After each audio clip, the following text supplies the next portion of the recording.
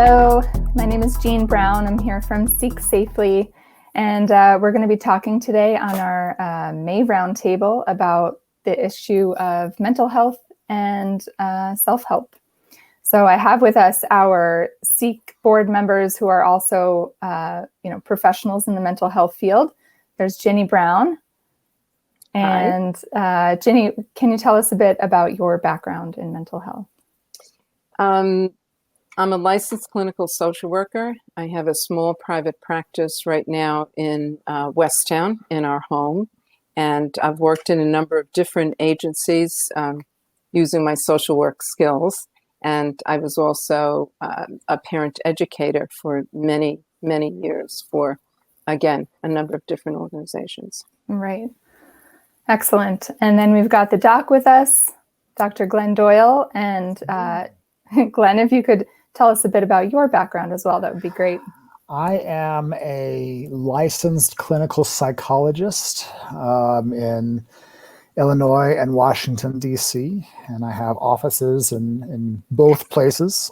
And I right now I work in private practice. I do therapy and consultation, but in the past I've done lots and lots of things. For a long time I worked in inpatient mental health care and psychiatric hospitals and inpatient units, and I've done a lot of work with kind of community mental health and case management and that kind of thing. So I've kind of done a little bit of everything kind of in that mental health sphere. But my focus as a mental health professional is mostly psychological trauma and complex trauma and dissociative disorders. So that's what I do. But awesome. I got into the mental health field. I mean, everybody kind of knows my story. I kind of got into the mental health field because of self-help. Like that, that first put the idea in my head that maybe mental health was a thing that people could do and make a difference. So that's also why I'm involved with Seek. Yeah, that's awesome. So yeah, that's a good starting point. I know that's something you've talked about a lot. The way that self-help can often be a stand-in or a starting point for people to start working on their own mental health. And I'd love to hear your thoughts on that a little bit, what the value of self-help can be in that regard. Sure. And I mean, you can't really talk about self-help and mental health without getting at least a little bit into the kind of everything involved with what's called mental health delivery systems. And that includes when people need mental health care, where do they go, and how accessible is it, and how do they access it? Particularly in recent years, there's been a lot of attention paid to the accessibility and kind of equity and inclusion in mental health care. Like, it's become very apparent there are some real problems with mental health delivery systems. Right.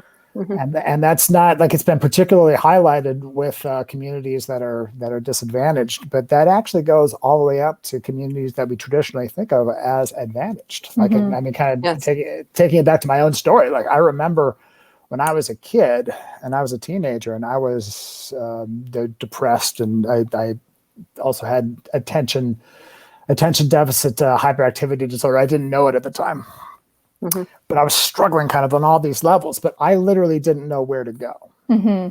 Right. And that's a very basic accessibility question. Like, there's always the like, well, okay, you had school counselors and whatever, but like, I didn't know kind of what they're like. I thought that you want to go to college, you talk to the school counselor.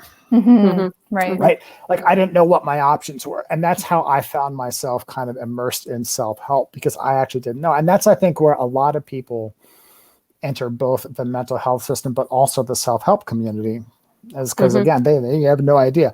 All they know is that they can go to a bookstore that has a self-help section, and they don't have to worry about stigma beyond the stigma of being in the self-help. I think everybody who's into self-help has had the experience of being in the self-help section and kind of looking around like, I hope nobody I know sees me in the self-help section.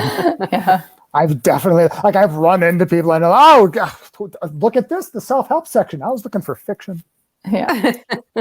But Yeah, again, it's kind of that's how people get into not only mental health, like the best of all scenarios is people kind of get interested in self-help and they get hooked up with some good resources, things written by people who have some background in mental health. And like, so for example, if, your first experience with self-help happens to be, let's say, like The Road Less Traveled by Scott Peck, who was for years a very well-regarded psychiatrist.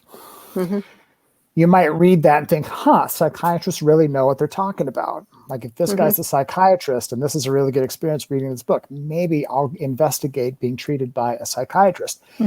If you hit the self-help section and you hit up, for example, a book by Dr. Glenn Doyle titled Just So You Know, or titled, what was my other book? I don't remember the title of my first book. And you think, man, this guy's a psychologist and he seems to know what he's talking about. Maybe I'll look into getting treated by a psychologist. That's the best case scenario. Right. The challenge comes when, we get folks kind of hitting the self-help section and they, access some of these resources that are maybe put out by some of these less reliable sources, these sources that can kind of promise you the moon. Without a whole lot of immersion in the evidence-based practice. I think another point that's really important is that sometimes someone goes into that self-help section and they're really ready at that point in their life to try something different or to create a change. And they pick up a book with some great suggestions and some great ideas, and it's really helpful for them. But part of the reason it was helpful was because they were ready. And I think the danger becomes when someone reads something and it doesn't make a difference and they feel worse about themselves because they invested in buying this book, but it really, they can't do the things in the book that are suggested. They can't stick with it. And the message in the book is you're weak if you don't stick with it. And there's something really wrong with you if you don't keep plowing through. And the person doesn't know what they don't know.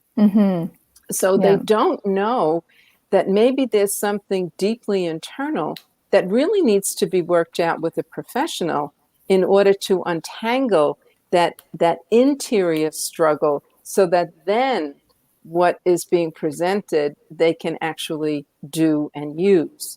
So I think that really is the problem, that when people get stuck in their life, that maybe we need, I'm not saying forever, but for a period of time, maybe you need some professional help from someone who's trained to help you untangle that knot that you're in so that you can move forward.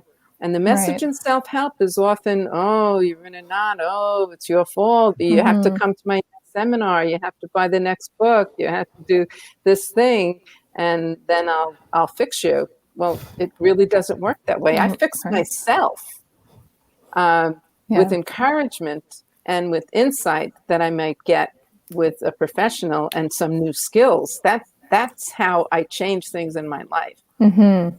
So what do you think you can tell consumers to help them sort of make that determination about when they should be seeking out professional help versus trying to tackle their goals or issues on their own? Well, it depends a lot on what issues and goals we're talking about tackling, right? And something important to keep in mind too is there are plenty of self-help folks who will totally agree that you shouldn't try to tackle your issues on their own. What they think you should do is you should tackle these issues with help of their next seminar. It's really important to keep in mind, seriously, that for a lot of these self-help folks who make self-help as a career, and I'm not knocking it. I've wanted to do it since I was a kid, but for a lot of these guys, the book writing is a form of marketing. Like explicitly, it's a way to kind of get them into what we call their ecosystem. And in fact, I'm here thinking of a particular self-help figure who I've never mentioned on Twitter before, but he's very big on he's like, you should, look, book reading will only get you so far. What you really need to do is sign up for my seminars. Right. So it's not a matter of, well, okay, like book reading will only get me this far, and when do I need to involve someone else? Like I happen to think that if you have the opportunity to involve someone else, go ahead.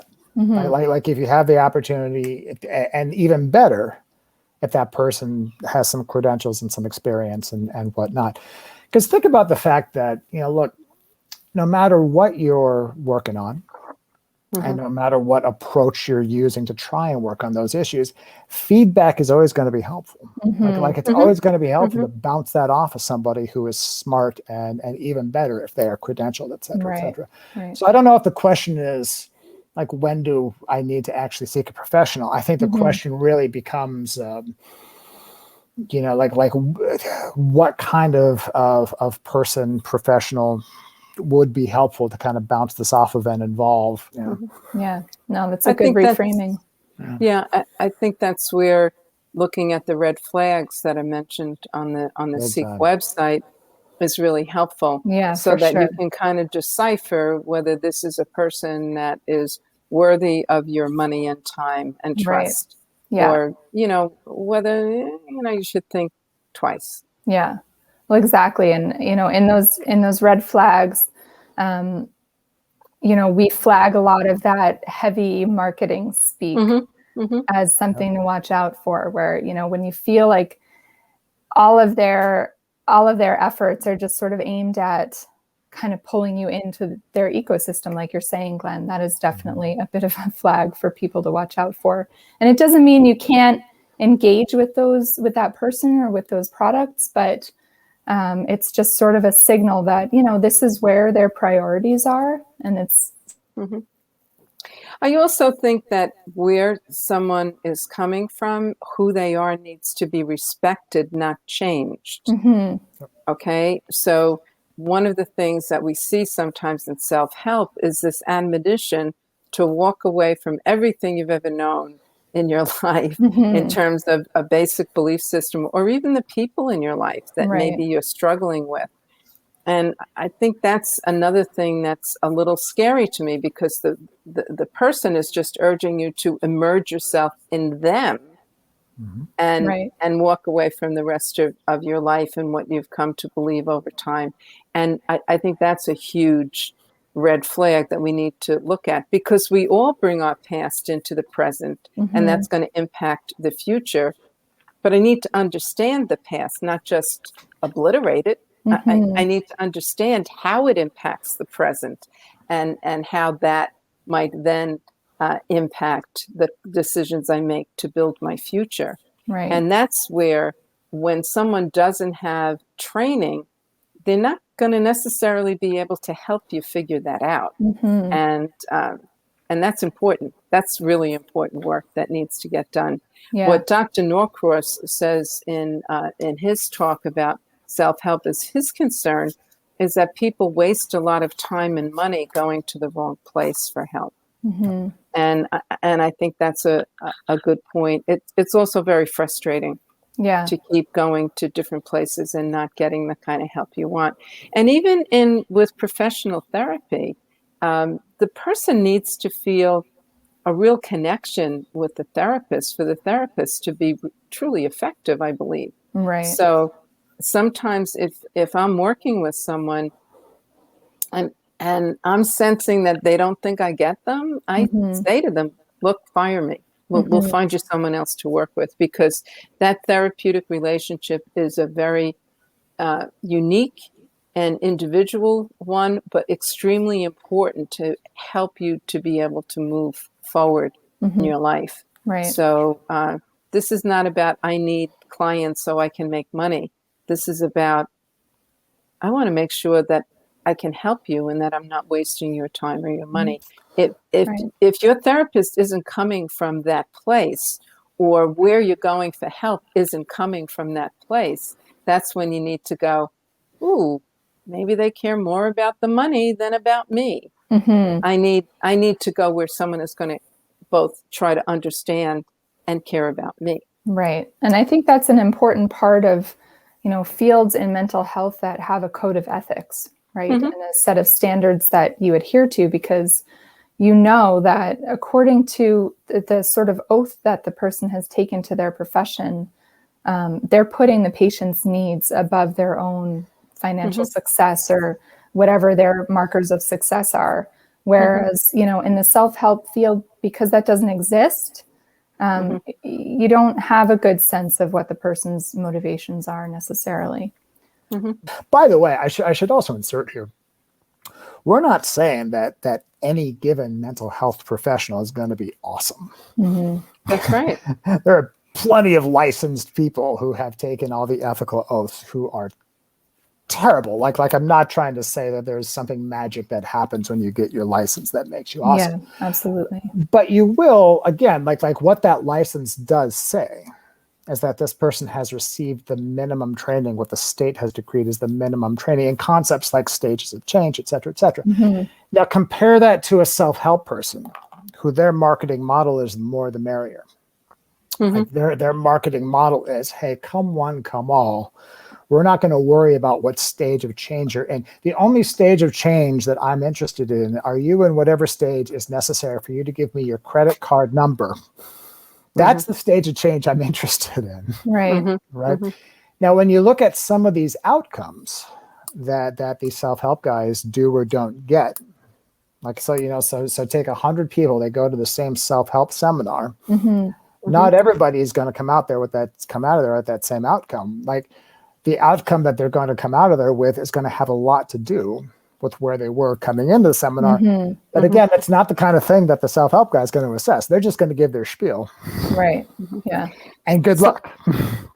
Yeah. So I often feel that a lot of times self-help can be really great when a person needs that extra inspiration or that extra boot for motivation. And maybe they get an insight into themselves or into their behavior, and now they're ready to tackle that. I think self-help can be tremendously helpful. I look at my own life and I realize I've been consuming self-help forever. A lot of it is religious stuff, development about prayer, or, my understanding of my own belief system and choices about what I believe. I've always read things like that. So, so for my own spiritual growth, I've always relied on the masters and people that I found inspirational and motivational. So there's a place for self-help for sure. Yeah. There really is. There really is. The problem is when self-help is saying that it can do the work of the professionally trained person who really understands mental health, when there are a lot of people out there who just don't have that kind of training. Right. So they may have an intuitive sense about where people are at, but they don't understand the psychic dynamics. Right. That someone who has a degree has studied. For sure. And I get the sense that that's happening more and more in self-help. As we as a society, I think, are becoming more open to discuss mental health issues, which is great. I think that's really positive. But then, I also see it's almost like trauma has become kind of a buzzword for people that gets thrown around a lot. And again, I think it's mostly a net positive that we're talking about those kinds of issues, but then it feels like there are more and more people talking about things like trauma that are not qualified to talk about those issues. And, I think it can be a fine line where it's okay for anybody to talk about the issues and to maybe share their own stories, but it's when they start getting into more prescriptive type talk that I think it becomes a little more questionable. Well, it becomes a huge issue in terms of ethics and accountability, right? Like, so I happen to think that, man, there are lots of sources of wisdom out there that'll help you with, trauma, for example. Like, I've always been very big. If you follow my Twitter feed at Dr. Doyle Says, you know that I'm a huge advocate of there are healing resources all around us: literature, poetry, music. Immerse yourself, right? the issue comes when somebody explicitly advertises themselves as a source of healing, wisdom, whatever, because it's necessarily, when somebody puts themselves out there like that, it's necessarily going to attract people who are suffering and who are vulnerable and in many cases who are really, really ready to immerse themselves. Mm-hmm. And it's really easy, especially when we're dealing with, again, taking trauma as an example, it's really easy for trauma work that's not well done to make things a lot worse. Mm-hmm. Mm-hmm. So, for example, with trauma, we're often dealing with very serious issues of personal danger, like self-injury and suicidality and dissociation and memories that are popping up that are really very upsetting and very traumatic. Now, if somebody is advertising themselves as again, I can think of a self-help guy who explicitly does this. Come to my seminar and heal and integrate your trauma. That's the language he uses. He has no training, certainly no experience in doing it. Now, say you go to that seminar and something goes wrong. Not saying that you should expect it to go wrong or whatever. It might be awesome, but say something goes wrong. He's not a licensed provider. He might have some form of insurance. It's not medical malpractice insurance. He doesn't have a code of ethics or a board, a professional board that is overseeing his activities. So if you go to that seminar and you're harmed, you might get an insurance settlement, maybe, right? The best case scenario is it doesn't work. Right. The worst case scenario is something goes terribly wrong and there's no kind of structure in place. Yeah, and that's the thing, we've mentioned over and over again, like you were saying before, you can have professionals who are credentialed who are terrible.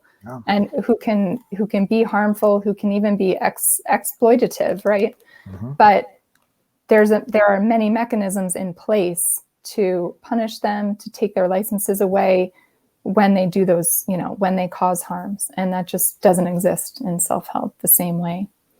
So, right. And we know that from personal experience. We really had to fight for the kind of justice that we saw it with James Ray and the spiritual warrior tragedy, and as did the family of Colleen Conway. Oh, big time.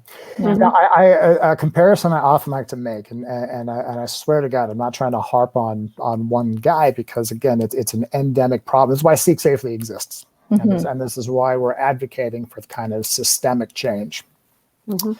But I've said it over and over again that as a licensed professional, if I did what James Arthur Ray did, if I had the outcome that he had, and this is even before Spiritual Warrior, if I'd had some of the outcomes he'd had prior to that, they would have taken away my ability to practice and never given it back. Right? What happened with him after multiple people died across multiple events, and that's to say nothing of the harm he caused, and aside from that, he's right back at it. Simply because there's no structure in place. We're advocating for that very straightforward, very simple, common sense structure that would prevent him from doing that, from being right back at it, right? So one of the things you were saying, Jean, was that there's trauma has become a buzzword. It seems like it's all over the place, and that this kind of self-help is more accessible for people. Well, I think during the pandemic, seeing how much has been going on online, I've been working with clients via Zoom and FaceTime and phone. So I think there is more accessibility, and there is a lot more talk about mental health issues. Now we're seeing all kinds of stuff, even on TV, being advertised about the difficulties of people coming through this period of uncertainty, and how that's ignited depression and anxiety. And I mean, I certainly have seen that in my practice as well, with both with young people in their teens and 20s, as well as older people. dealing with anxiety. So, yeah, I think there's more accessibility, and it becomes really important for people to vet whoever they're going to well, whether it's a self-help resource or whether it's a professional resource. And there isn't any magic to solve the problems of your life. It's to make real sustainable change takes time and effort. It isn't a magic kind of thing. I was teaching an anger management class a number of years ago, and a guy came in and he started talking about the book. Oh my God, I read this book. It was so awesome. It changed my life. It's that book, The Secret, and it's just all about the law of attraction. And so I'm teaching the class, and I said, yeah, there's a lot to this concept that the way you think is going to impact the outcomes you experience. It's going to impact things that may happen in your life, because if you're filled with anxiety, you're not going to see opportunities that may be right in front of you. Right. But the way you think does not create your reality. It simply impacts your experiences and impacts the way you look at your experiences. But it doesn't create your reality, because everyone else out there has free will, and I can't be the puppeteer to manage that. Right. They can do what they're going to do, and then I have to make some decisions about maybe how that impacts my life or what it is I need to do.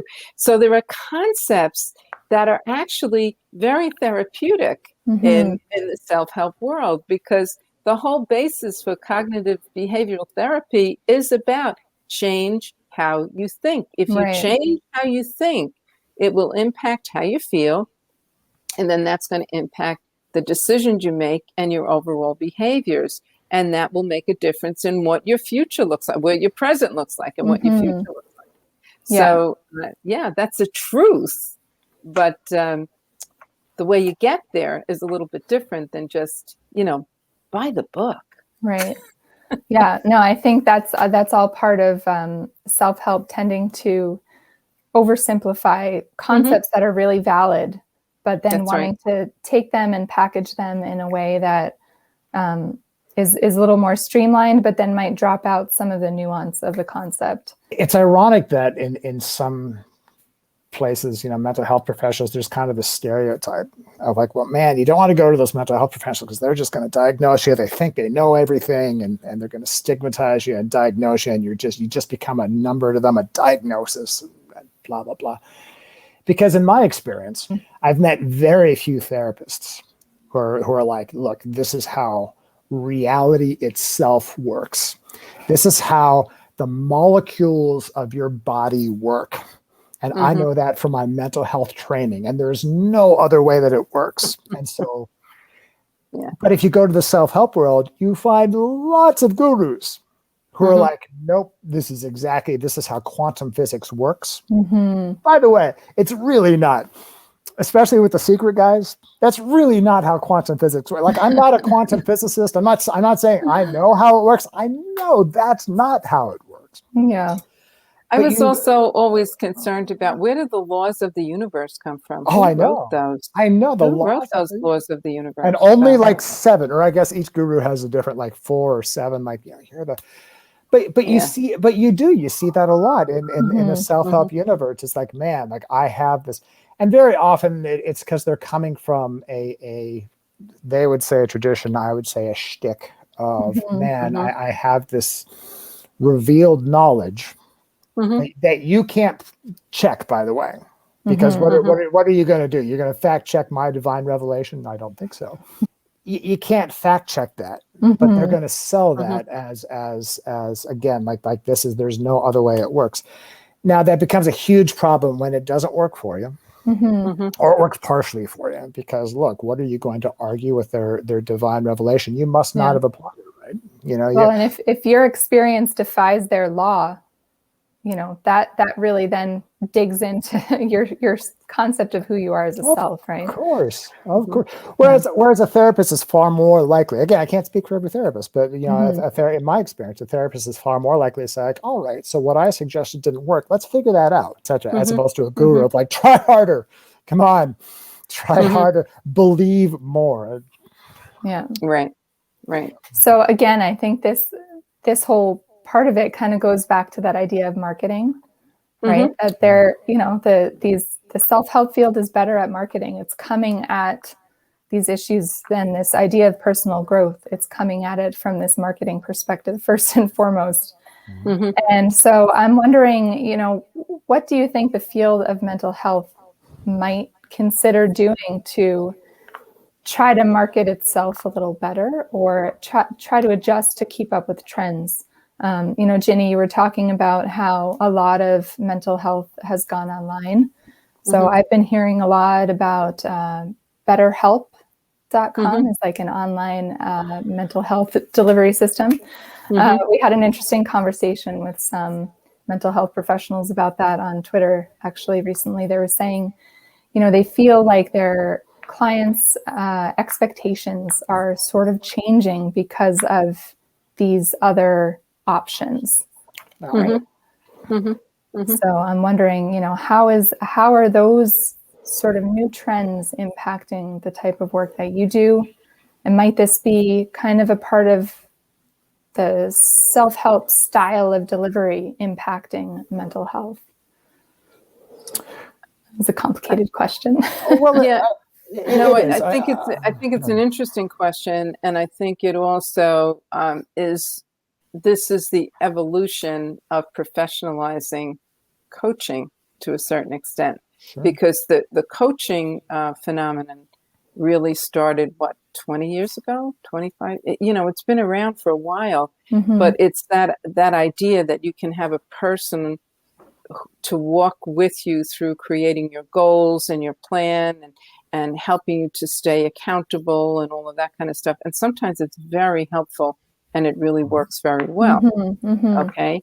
I go back to, what I said earlier about, I have experienced people being so stuck that they can't move, whether from their anxiety or from their depression. And then my job is to help them untangle how they got so stuck, so that they can then start to, pull the tangle of the yarn out themselves and begin to figure out what it is they need to do to move forward.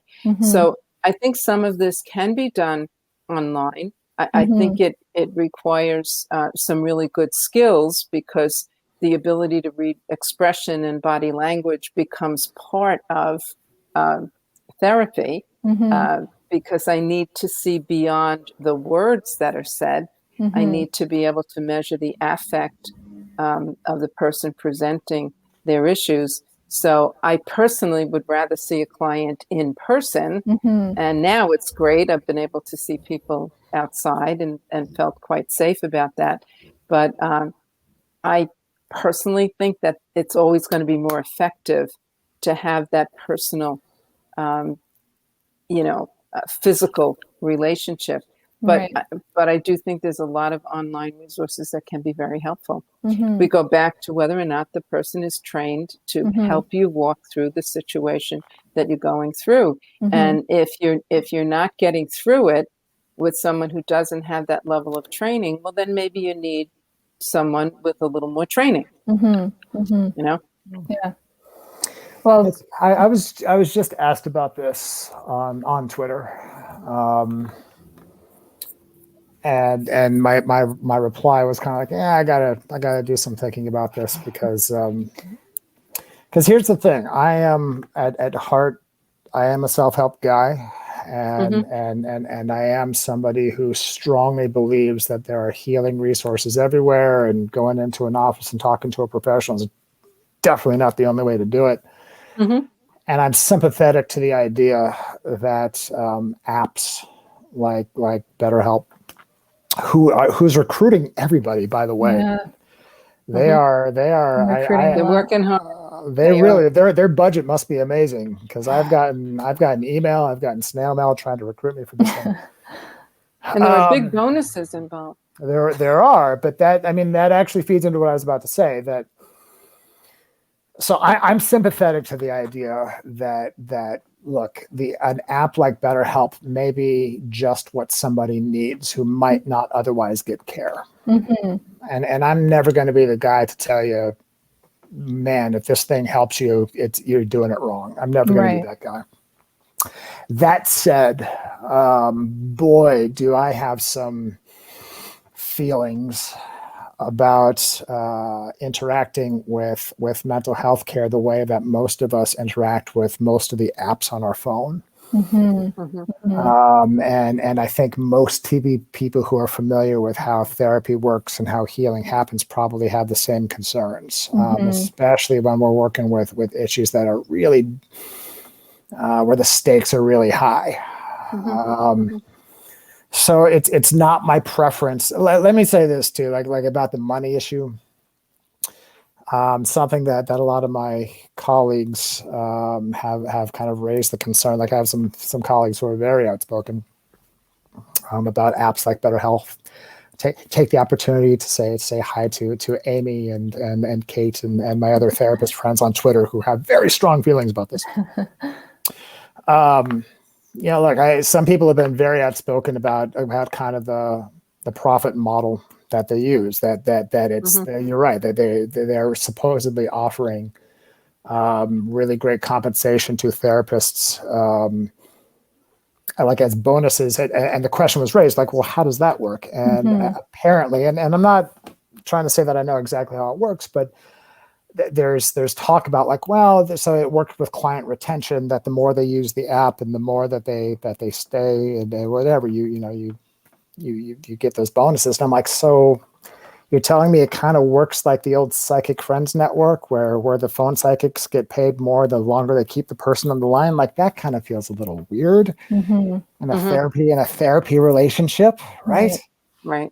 So there are issues. Right. I ultimately, I think this is the kind of thing that is so new that if we revisit this in 10 years, I'm sure there will be some studies. Like this is the kind of thing that Norcross, I'm sure, is going to study, and we'll have some actual data about like, for whom this works and for whom this is maybe not recommended, et cetera, et cetera.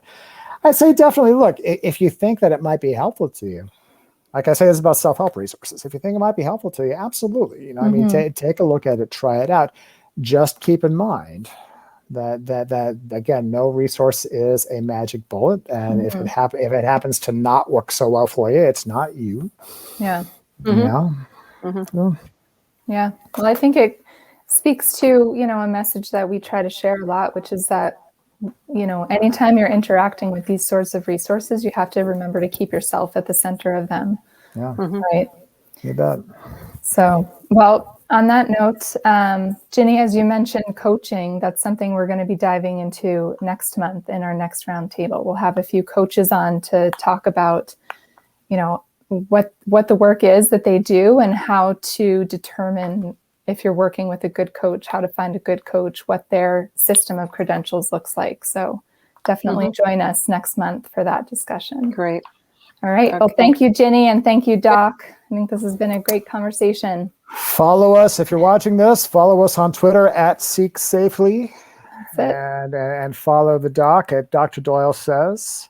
There you go. Follow Jean at Jean C. Brown, aspiring author Jean Brown, who is not at all insecure about her height. That's right. So we're good. The Doc has a new. I have a new book out, a new ebook out on the Kindle store. So we'll put that up on our Facebook and Twitter too. All righty. All right. Okay. Thank you, everybody.